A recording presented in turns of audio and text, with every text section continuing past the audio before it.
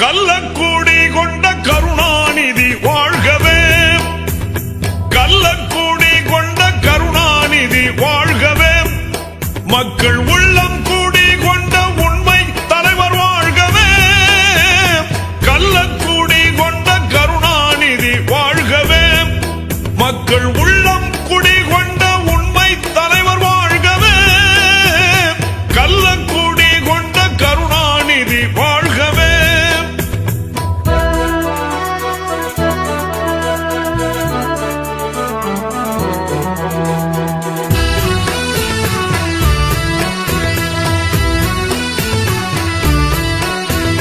பொன்னான தமிழ்நாட்டில் அண்ணாவின் தம்பியாய் பொலிகின்ற கருணாநிதி, பொன்னான தமிழ்நாட்டில் அண்ணாவின் தம்பியாய் பொலிகின்ற கருணாநிதி, அன்றாடம் புகழ்பாடும் வழிகாட்டி ஒளிகாட்டி கொண்டாடும் கருணாநிதி. ஒரு மகன் தந்தைக்கு பிறந்த நாள் பரிசாக என்னவெல்லாம் தரலாம் என்று நான் யோசித்து பார்க்கிறேன். ஒரு வேட்டி சட்டை எடுத்து கொடுக்கலாம், ஒரு மோதிரம் வாங்கி கொடுக்கலாம், செயின் எடுத்து கொடுக்கலாம், ஆடை அணிகலன்கள் வாங்கி தரலாம் தந்தையின் பிறந்த நாளுக்கு ஒரு மகன். ஆனால் இங்கே ஒரு வீர திருமகன், தமிழ்நாட்டின் மக்களினுடைய பேரன்பை கொண்ட எங்களின் தமிழின காப்பாளராக இன்றைக்கு திகழக்கூடிய தமிழ்நாட்டின் மாண்புமிகு முதலமைச்சர் வீர திருமகன் எங்கள் தளபதியார் கலைஞரின் பிறந்த நாள் பரிசாக 40க்கு 40 என்று பாராளுமன்ற தொகுதிகள் அத்தனையும் வென்றெடுத்து இன்றைக்கு சமர்ப்பணம் செய்திருக்கிறார். அனைத்து சாதியினரும் அர்ச்சகராகலாம் என்று ஏற்றத்தாழ்வற்ற சமதர்ம சமுதாயத்தையே தன் வாழ்நாள் முழுக்க பெற்றுத்தந்த நம் டாக்டர் கலைஞர் அவருக்கு சமர்ப்பிக்க வேண்டிய வெற்றி 40க்கு 40. என் உயிரிலும் மேலான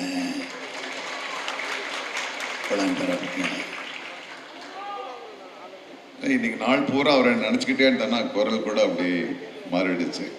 அவர்கள் அந்த கலைஞரின் வாழ்வை வெர்ச்சுவல் ரியாலிட்டி என்ற தொழில்நுட்பத்தில் காண்பித்தது. நாம் எந்த நிகழ்வென்றாலும் எந்த பொருள் என்றாலும் இப்படித்தானே பார்க்கின்றோம். அந்த பொருட்காட்சியில் இப்படி திரும்பினால் கலைஞர், இப்படி திரும்பினால் கலைஞர், இப்படி திரும்பினால் கலைஞர், கலைஞர் உண்மையாக எங்கு நோக்கினும் இருப்பாரோ அதுபோலவே அந்த வர்ச்சுவல் ரியாலிட்டியில் எந்த பக்கம் திரும்பினாலும் அவர் புகழ் பாடுகின்ற பிம்பங்களை அமைத்திருந்தார்கள்.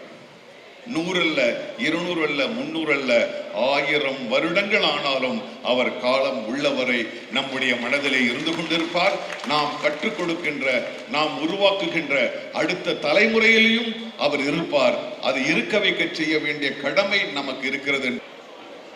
அண்ணனா இருந்தாலும், தம்பியா இருந்தாலும், அக்காளா இருந்தாலும், தங்கச்சியா இருந்தாலும் நியாயம் நியாயம் தான்டா, நியாயம்டா, நேர்மைடா, நீதிடா. கலைஞர் கலைஞர் தான்டா. ஒரு மதப்பிளவை ஏற்படுத்தி ஒருத்தருக்குள்ள ஒருத்தர் போட்டியை உருவாக்கி விட்டு ரொம்ப டேஞ்சரான விஷயம்னா இந்த மத வெறியையும் ஜாதி வெறியையும் தூண்டி விடுறதுதான். அதுல இருந்து இந்த மனித சமுதாயத்தை மீட்டெடுக்கிறதுக்காக பாடுபட்டவர்கள் தான் தந்தை பெரியாரும் பேரறிஞர் அண்ணாவும் முத்தமிழறிஞர் கலைஞர் அவர்களும். அதுல கலைஞர் மிக அருமையாக இந்த சினிமா அப்படிங்கிற ஒரு மிகப்பெரிய மீடியாவை இந்த தத்துவங்களை முன்னெடுத்து செல்வதற்காக அவர் பயன்படுத்தி கொண்டார். அதுதான் பெரிய விஷயம். நீதிமன்றம் விசித்திரம் இருந்த பல வழக்குகளை சந்தித்திருக்கிறது. புதுமையான மனிதர்களை கண்டிருக்கிறது. இந்த வழக்கு விசித்திரம் அல்ல, வழக்காடும் நானும் புதுமையான மனிதன் அல்ல. அன்றாட வாழ்க்கை பாதையிலே சர்வ சாதாரணமாக தென்படக்கூடிய ஒரு ஜீவன் தான் நான்.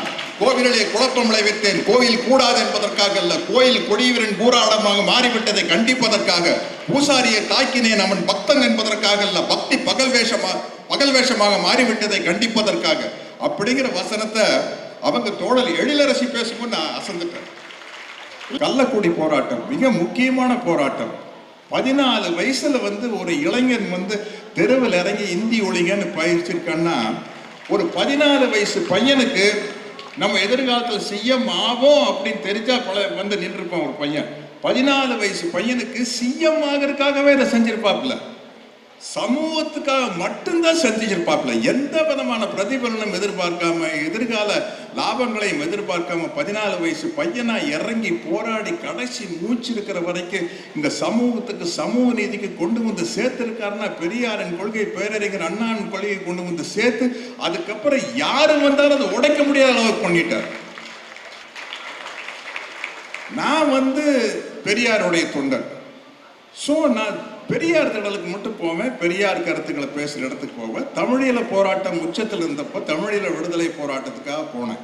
இன்னைக்கு என்ன ஆகி போச்சுன்னா, தயங்காம திராவிட முன்னேற்ற கழக மேடை தான் அப்படின்னு நீங்க பிராண்ட் பண்ணி கூப்பிட்டாலும் வர வேண்டிய நிலைமைக்கு நம்ம இருக்கிறோம்.